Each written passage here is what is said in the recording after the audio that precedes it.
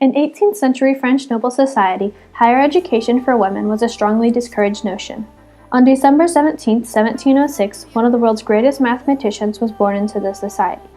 Gabrielle Emilie de Cha was born in Paris and grew up in a household in which the only way for a woman to hold a place in society was through the art of courting. During her childhood, Emily showed great advancement in academics, studying the Italian, German, English, and Latin languages, and the great scholars Tasso, Virgil, and Milton, among many other areas. Emily was talented in many fields, but her passion was mathematics. A family friend recognized this passion and encouraged her to pursue what she loved. Not only was she a passionate mathematician, but Emily was also a passionate woman, never lacking in romantic attachments throughout her life. At 19, Emily married the 34-year-old Marquis du Châtelet-Lamont and became Emilie, Marquise du Châtelet-Lamont. After 3 children, she considered her marriage duties fulfilled and lived a separate life from her husband.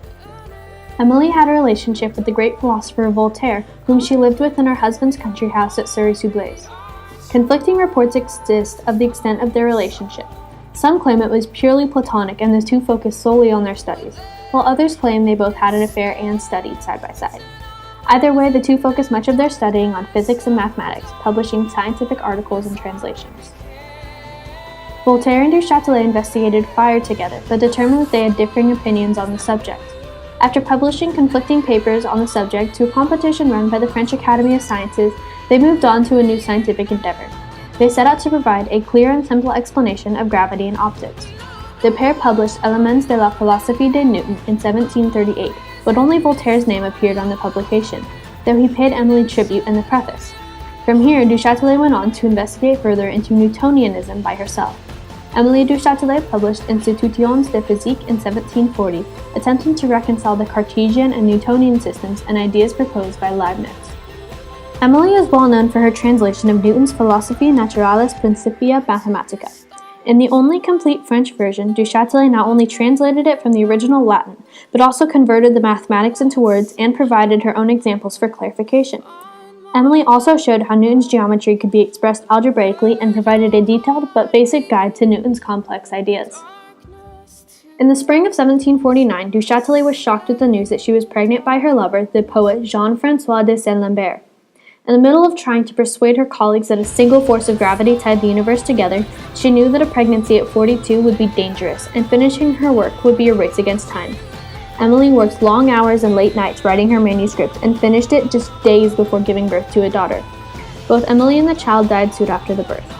The manuscript of du Châtelet's research was held onto by her friends for 10 years, finally published when Halley's Comet was predicted to return, which it did, providing proof that Emily was correct and Newton's physics worked.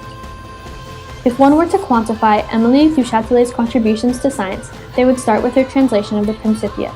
Though many besides du Châtelet have translated this text, her translation is considered to be the only complete French translation and the only one to have specific examples to help with clearly comprehending the advanced mathematics. She also contributed to other fields in her time, including philosophy and religion.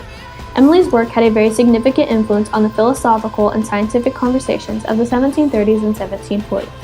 She was famous and respected by the greatest thinkers of her time. Her works and translations were published and discussed all over the world and in the most important scholarly journals of the era, including the Mémoire des Travaux, the Journal des Savants, and many others. By looking at this information, it is easy to see that du Châtelet has not been given the same treatment over time.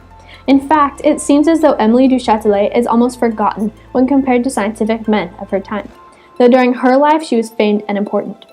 Her influence has spread across the world, and though few give her the credit she deserves, her contributions to science are important and enough to be among the contributions of those such as Newton, Locke, Voltaire, Leibniz, and Lavoisier.